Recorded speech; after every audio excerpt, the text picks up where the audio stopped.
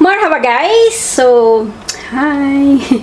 ano ko lang guys, ipakita ko lang yung makeup at skincare area ko. Kasi, alam nyo guys, marami akong perfume. Pero, gusto ko itong nandito, perfume and skincare na. Ito na yung gusto ko ba isang acrylic lang, and ayoko nang bumili ng maraming perfume na tapos hanggang dumami. So for me, kung meron man akong 5 at the moment, kasi ito yung the best na meron ako. And then, pag naubos na yan, pipili lang ako kung ano yung gusto ko. So, anyway, dito muna ha. So, ayan guys, ganito yung pa-acrylic ko. It's maganda kasi kahit mahaba mahaba ba? Hindi, yung taller ba, yung mga bottle mo is kasyang-kasya siya. So, remember dati yung micellar water ko, bumili ako yung pa-pump-pump kasi maliit kasi yung acrylic ko guys. So, yung mga ganitong type na bote, hindi siya kasya. So, meron akong micellar water. Pang-remove ko yan guys ng lipstick, ganun. Meron akong Estee Lauder na serum. Dito, nilalagay ko dito yung, ganito ba, yung hand cream sa L'Occitane at saka yung hair oil ko. Kasi hindi tumatayo itong L'Occitane. Tapos dito, nilagay ko na lang yung hair oil kasi kahit tumatayo siya. At the moment, meron yung Kiehl's eye cream ang gamit ko. Brazilian Bam Bam na, body cream. Meron akong hair slick hair. Nabili ko to sa Sephora. Favorite ko to ba? Para hindi buhaghag yung hair natin. At the moment, Estee Lauder yung moisturizer natin. Meron akong Bello na Intense White for my kilikili. Anessa yung natin, sunscreen. Ayan. Pixie Glow Tonic yung toner natin. Ito, yung Lololon na nabili natin sa Thailand. So, may tatlong pa natira dito guys. So, ayan. Carmex yung lip balm ko, favorite ko, all-time favorite. Lagi akong may toothpick dito para madali ng kunin ba kung kailangan ko. Kasi lagi akong natutoothpick. And then, meron akong 5 iniwan na perfume dito. Ito yung So Far Fest Wait! Ito yung top 5 best perfume na iniwan ko. For me lang ha, ito yung original na Victor and Rolf Flower Bomb.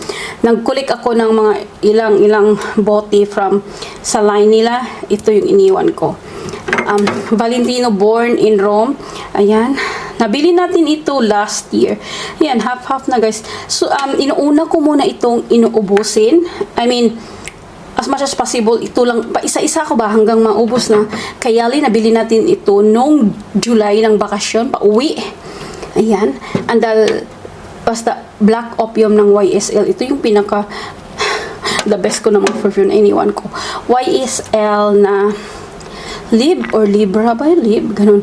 So far, yan yung mga skincare perfume ko. So, pag naubos na kahit alin dito, hindi muna ako bibili. Pero, hindi ako mag-promise na lang. Basta as much as possible, to be honest, yan lang muna ang gusto kong gamitin.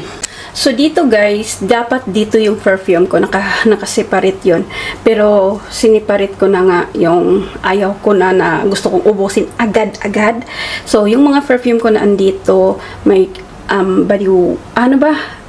lotion ako na nandito na halimbawa itong gamitin ko this week, next week yung Sol de Janeiro o kaya yung Jergens. So dito ko nilagay yung kung parang hindi ko siya masyadong yung uubusin na ba ganyan. So ilabas ko muna guys ha. So, nilabas ko na yung perfume, guys. So, ayan siya. Yung Jergens, isa sa pinaka-favorite ko na lotion kasi hindi siya sticky.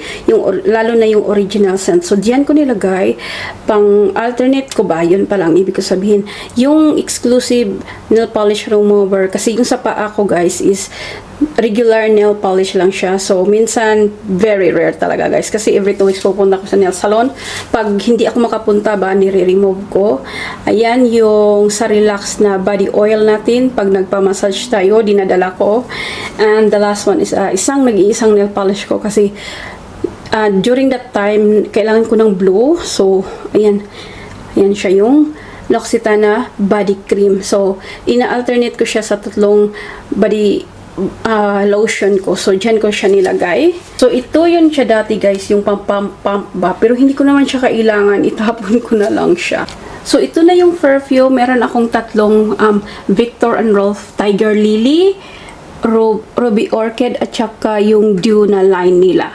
So, gusto ko na siyang ubusin agad-agad. So, itong ginagamit ko guys pag nag-run and walk ako. Kasi, di ba mainit, yung amoy. So, pinaligo ko yan siya sa clothes ko para maganda naman yung amoy.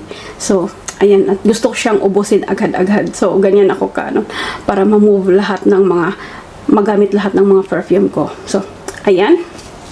So, meron akong dalawang Bath and Body Works. Dati guys, ginagamit ko ito sa bahay lang. Kasi pag nagluluto dito sa building namin, umaamoy. Wala na kasi masyadong nagluluto na neighbor namin. So, ginagamit ko din siya. Minimix ko siya sa pag nag-walking and run ako sa, para mawala yung amoy natin sa run and walk pag may nakakasalubong tayo. Ayan. So, ayan, minimix ko yan dyan sa any perfume ko. And the last one na perfume na kabili lang natin ito ng July lang, yung Bulgari na parang mother and daughter ata itong pagkaano ko. Dito lot. So, nabili natin yan sa Emirates Plain. So, ayan siya. Ano ko na din siya. Gagamitin ko na siya everyday. Pero, at the moment, to be honest, yung inuuna ko is itong Dew from Viktor and Rolf.